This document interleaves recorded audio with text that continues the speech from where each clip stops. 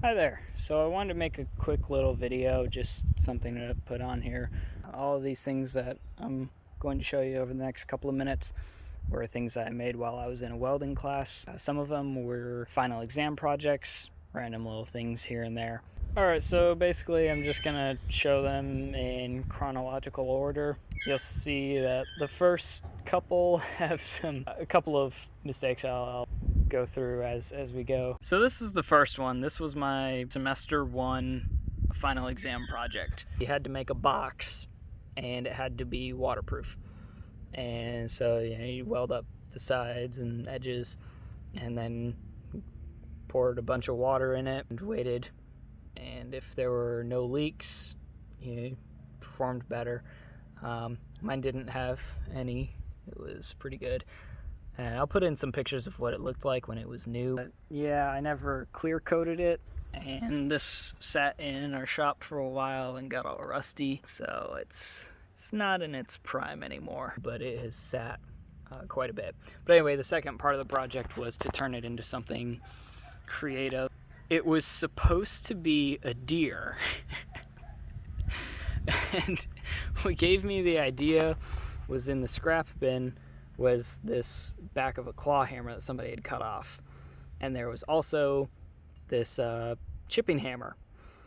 And I was like, well, hey, if you put it together, it might look something like some sort of deer thing. But it didn't really end up looking like that, and I didn't have any time to change it, so I just kind of kept on going with it, and it looked more and more ridiculous as I went.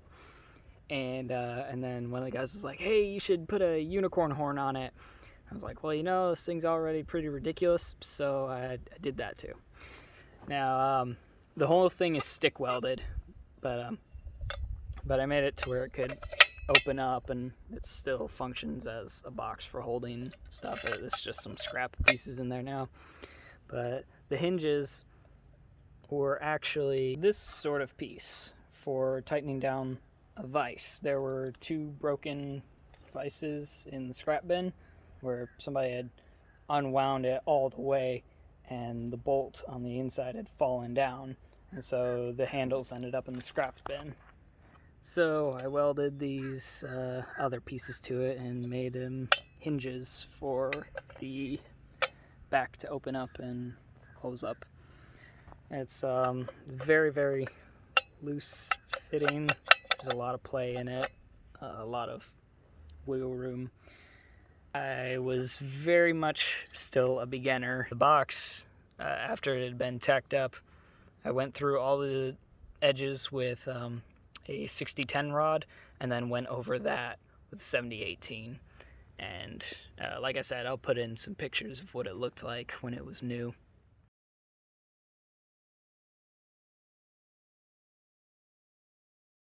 I made a mistake in saying some of the things about that previous project. That was actually semester 2. I forgot semester 1 was a cutting project, so we didn't get to keep. So that deer sort of thing was actually semester 2. This was semester 3. It's a clock. It's kind of hard to show the whole thing. We had to build a clock, and it does have a mechanism in the back, so it does actually turn. We were only required to put the 12, 3, 9, 6, and 9, but we'd get extra points if we did the rest. And if you look at it, it's slightly off center. The other numbers, they're all a little bit off. I didn't plan it out quite as well as I should have, and so they ended up a little bit off.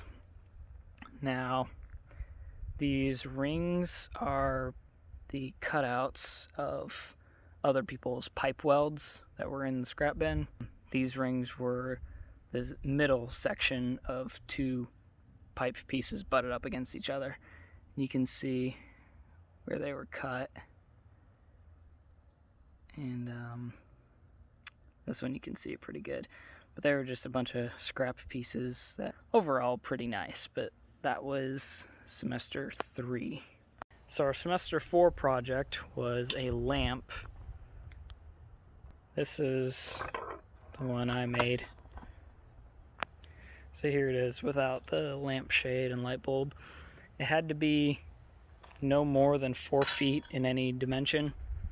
So with it all the way up 4 feet, I lucked out so much because I hadn't measured it, but this right there was just barely at 4 feet. So it stands tall, but the rest of it didn't count. It never stayed outside for very long, but I never clear coated it, so it's gotten some rust over the time. The middle portion was 3 cutouts that were from something we were doing around the house. And for all the projects, we were able to bring in our own materials if we wanted. So I'd brought in those. These bars were scrap pieces of rebar that were at the school. These twisted pieces I did at home.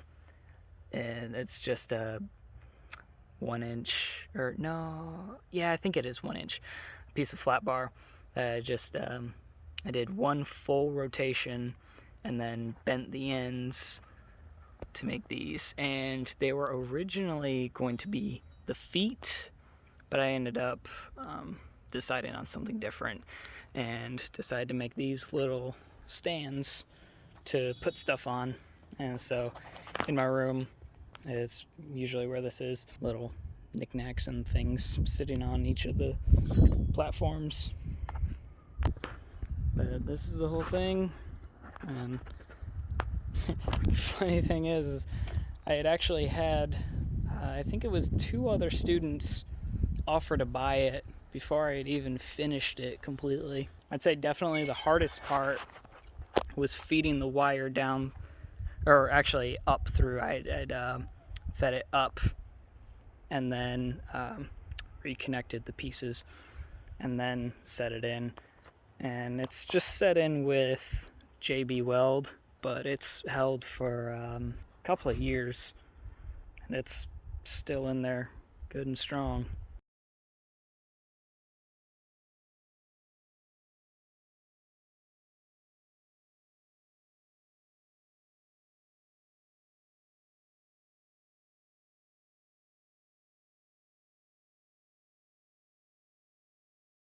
Now this table was my semester 6 project. I want to say around the time I was watching a lot of the King of Random, and I really liked the black and yellow kind of like construction aesthetic, and that's kind of the main colors of that channel that I was really into for a while. They have a lot of a very wide variety of videos, so they're definitely a very cool channel. You should check them out. Kind of somewhat inspired by that, and at least the color scheme was, but it's basically just supposed to be like a little project table, and it's a good height for standing at and you're just working with whatever. It had these holes in the bottom and I wanted to cover them up, but I didn't want to fill them in with weld, and so I put this double row roller chain down each side, and I think that added a nice aesthetic. It also, makes for a stop so things can't roll off the sides, only the front. Definitely one of my better projects. I want to say, I think I got a 98 on it.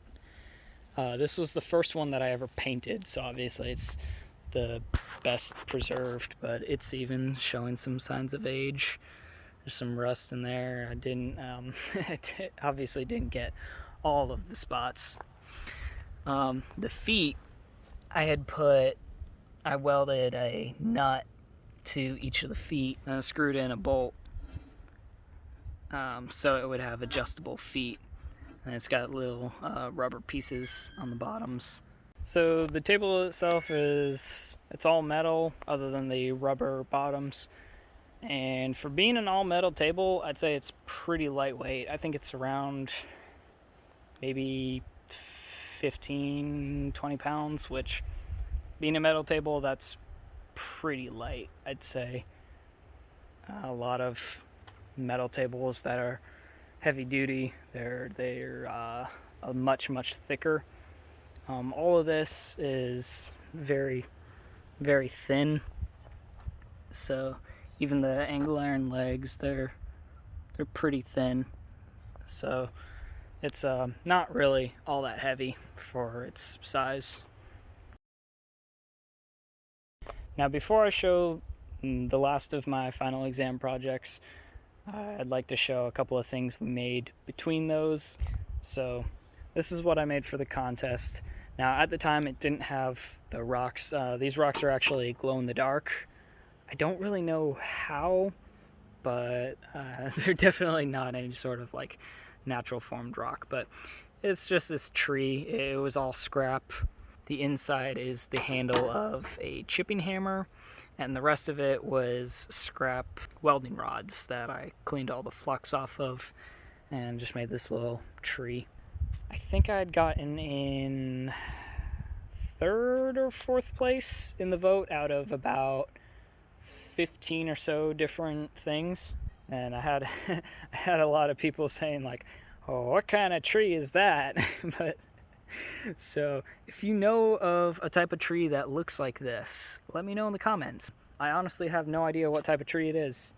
It's just something that I made. The whole thing is TIG welded, but that joint right there, it didn't fuse properly.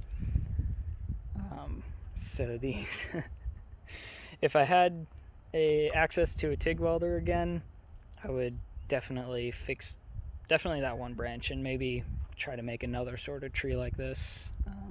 But for the time being, I don't have access to a TIG welder. Now these 2 boxes, what it was we had 4 plates, and then it would be 2 lap joints, and then we'd make 2 of those, and then butt them up and do a butt joint. And he wanted to see if he could get good fusion from both sides. So some of them turned out really bad, like that one and that one. That's why they're facing inwards. And the 3 that were a little bit better, I put facing outwards. Then he had us, put the 5 plates together, and so we also did corner joints. So this was a pretty neat project to test lap joints, butt joints, and corner joints. The whole thing is aluminum, TIG welded, but it was a really neat project, I think. I usually have these on top of the shelves of the lamp with different knickknacks and stuff in them. Now the final thing I have sitting under here, it's not as nice as it was when it was brand new.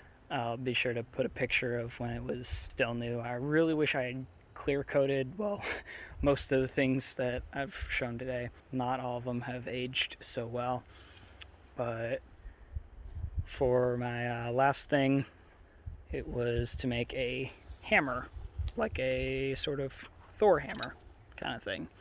And this was what I came up with. The whole thing is steel, but I brass coated it by heating up each section and then brushing over it with a brass wired wire wheel for a Dremel piece. And I had this black leather to put on it. This part right here was definitely the hardest to make. It's just simply a bolt, but these little pieces coming down were extremely hard to TIG weld, because with TIG welding, if you don't know, you have one hand that's holding the torch, your other hand is holding the filler metal, and then you don't have any hands left to hold the pieces in place. So it was very hard to get everything set in place before I could weld up all of it. But this just screwed in after the leather wrap was put on. The thing, it is hollow, but it still weighs about 15 pounds. This smaller leather cord I had salvaged from one of those kind of laced belts that one of our dogs chewed on the end of, and so the belt kind of was unusable at that point, so I salvaged that and ended up incorporating it into this. But this is definitely favorite thing I've made. Definitely full of flaws, but and like I said, it hasn't aged so well. I really wish I had clear coated it when it was brand new. It's got some rust spots down here and pitting, and it's not quite as nice as it was, but I still like it. It's still my favorite. It sits up on my dresser on this piece of leather so it doesn't scratch anything. But well, that's the final one.